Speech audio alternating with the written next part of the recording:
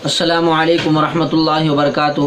یہ lock down جو چل رہا ہے اور کرونا وائرس کی جو وبا پھیلی ہوئی ہے، اس کے متعلق ہم کچھ باتیں آپ کے سامنے رکھیں گے۔ جب سے یہ وبا پھیلی ہوئی ہے، بعض ظالموں نے اسے اپنے کمائی کا ذریعہ بنا لیا ہے۔ بعض بھولے بھالے بھائی ایسے سنگین سازشوں کا شکار ہوتے جا رہے ہیں، جیسا کہ سردی کھانسی ہوئی اور ڈاکٹر اسے کرونا چیک اپ کے لیے بھیج دیتے ہیں اور بغیر رپورٹ بتائے اسے کرونا مریضوں کے ساتھ قیام کرنے پر مجبور کرتے ہیں۔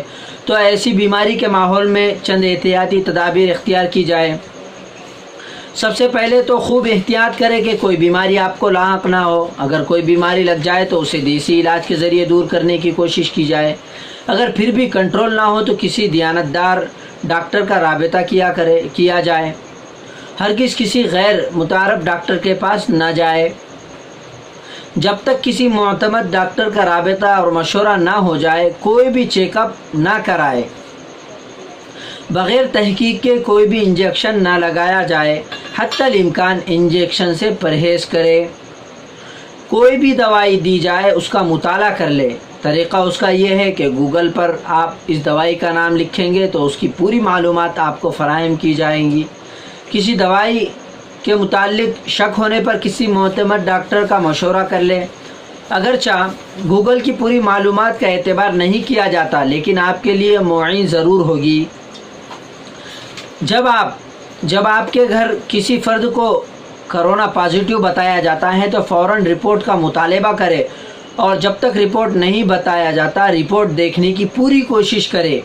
اگر رپورٹ آپ کو دیا جاتا ہے تو اس میں تاریخ اور نام برابر اس کا جائزہ لے۔